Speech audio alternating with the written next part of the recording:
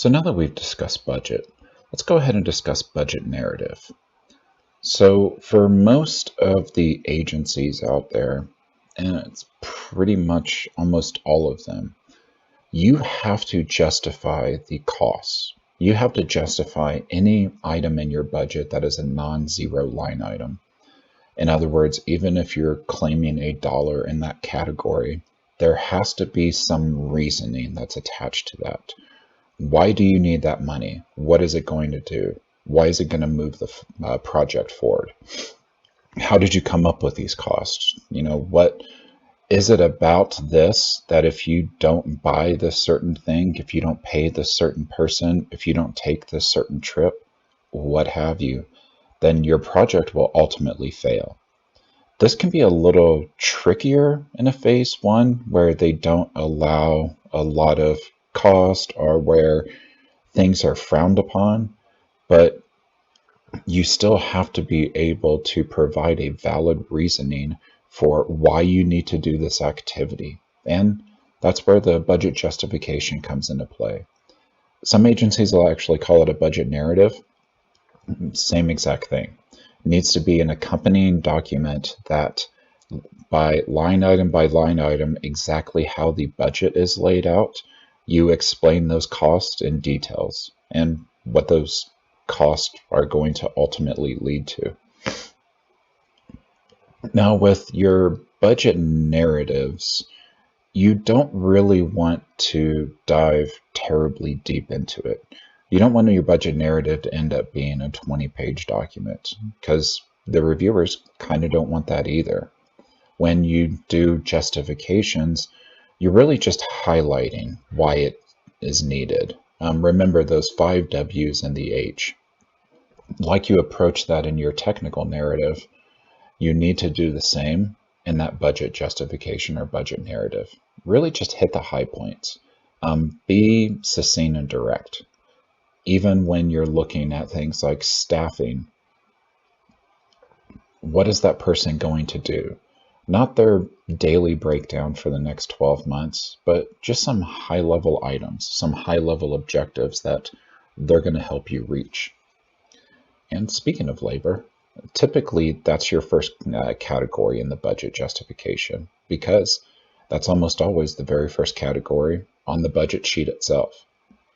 So when you're justifying that, you need to list people individually. You're going to put in their title, the hours, what they're actually doing, how you arrived at their hourly rate, whatever it is that gave you that sum total that you need to request for that person to work on the project.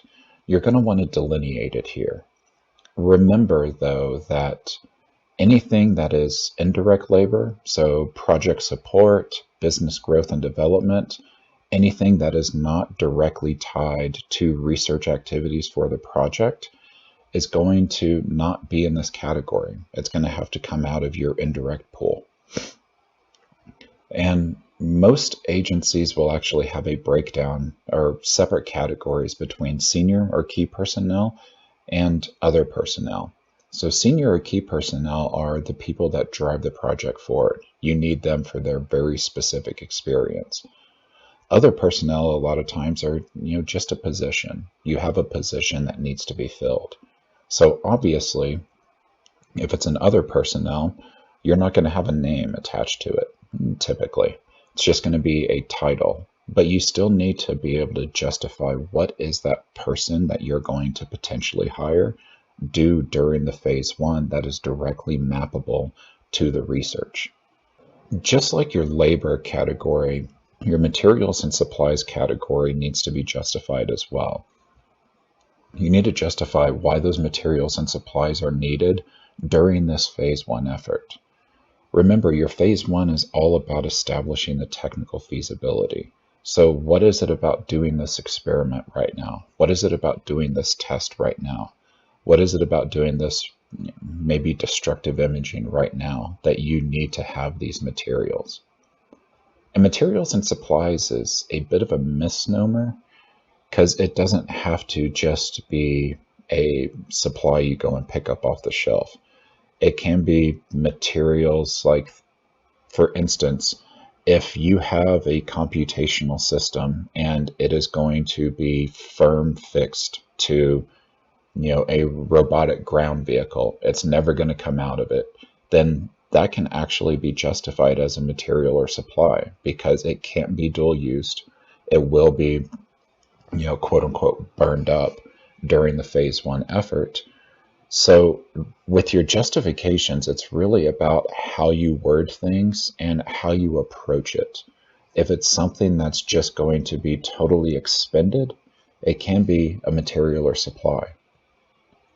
But you will typically need to have some sort of itemized list there. What is the cost? How many of these do you need? And why do you need that many? Remember, the justification is all about you giving a rational and reasonable explanation for why these particular costs have to be incurred during that phase one. Very same thing with travel. Travel oftentimes is fairly frowned upon in a phase one because you should be doing that research work, not going out there and meeting potential partners. But if you do have things like subawards with maybe a research institution that's halfway across the country, as long as you can justify that you have to go out there, you have to establish protocols, you have to set things up, then that can be valid travel. But typically when you justify travel, you don't necessarily have to give the travelers, but you have to know the number of people. So are 2 of your team members going out there? Are 6? Don't do 6. But how many people are going? What is the purpose of the travel? How many days are they going to be traveling? And what is the overall cost for that travel? Don't forget things like the GSA per diem rate, because that can actually come into play and offset costs for your employees. So if you're just telling them, hey, you're going to go here for 5 days, live out of a hotel, and I hope you can eat McDonald's for 5 days, probably not something you want to put your employees through. But GSA has per diem rates, and you can charge that to the grant. So if they travel, and for instance, to somewhere like Albuquerque, where current rate is $51 a day, then that's $51 a day that they have access to, and you can travel or charge back to the grant or contract. So when you are doing that travel, remember that it has to really reflect what is it about this travel that is going to increase the likelihood of you being able to establish the technical feasibility of your idea. Now, subcontracts work a little bit different in budget justifications. And the reason they work a little bit different is that typically you will have the same markers. So who is the subcontract with? What are they going to do? What do you need to assign this money to them for? But there has to be additional documentation for pretty much everybody. If it is a subcontract, then there has to be some sort of guarantee that's in there. For a consultant, it's going to be a signed letter of commitment stating what they're going to do, why they're doing it, why they're coming to the project, and the costs that they're going to charge you. And it has to be signed and on letterhead. Now, a subaward to someone like another organization is a little bit trickier because not only do you have to have that justification in your budget, but they're going to have to submit their own budget and their own budget justification. Very similar to how your budget is lined out with all those different line items. And they're going to have to justify their cost as well. So if you do have a subaward, make sure you let them know that early. Let them know what requirements the agency is going to put for their portion of the budget and budget justification. If they have to provide a budget justification, if they have to pull documentation for why they have an approved indirect rate over the threshold rate that the agency has, all that information needs to be in there. Now, Justifying your indirect cost a lot of times is a bit trickier if you are just starting out. If you don't have a few years of work under your belt, if you don't have, several years of revenues you can point to, if you don't have several years of like project costs that you can point to, a lot of times it's difficult to say how you came up with that indirect rate. So that's why, in the last video, we talked about the indirect rates and we talked about paying attention to what the agencies will allow and, try to work within that bounds. Because most of the time, if you are just starting out, if you're less than probably 3 years old, you don't know your cost structures. You don't know how much it costs you to be a business. You don't know how much it costs you to do projects like this, because this might be your first time doing a project like this. But you have some general sense. You have some general ideas. You know how much it costs for you to have an employee, because typically you'll have at least one or two. You know how much it costs for, rental space. So kind of use that backbone to figure it out. And then when you're justifying it, you can actually typically be very brief here as long as you're under those agency thresholds. If you're under those agency thresholds, even just a simple statement such as, this indirect rate has been leveraged due to working on similar projects in the past.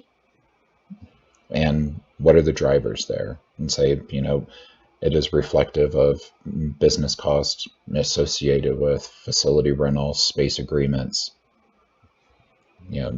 utilities, etc.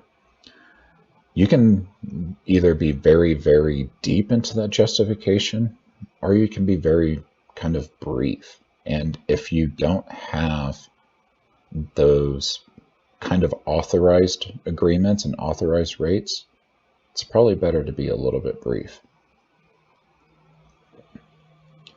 Now the fee works a little bit differently when you have it in the justification, because you really don't have to justify what you're going to use that fee on. Remember, agencies allow a fee or profit to be leveraged on the award, and you should always be going again for that maximum. But when you justify it, you don't need to put in there what you're going to use that fee for. You don't need to put in there what your expectations are for how that's going to, play into it. You just simply have to say that you're capturing the, whatever percentage it is per agency guidelines. That's a good enough justification, because this fee is almost for those unanticipated costs. It's for those things that maybe you can't directly pay for, but you can indirectly pay for.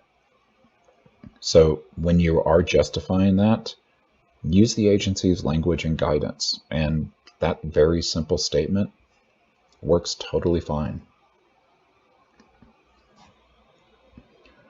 So I hope that was a kind of very brief overview about the reasoning behind justifying these costs.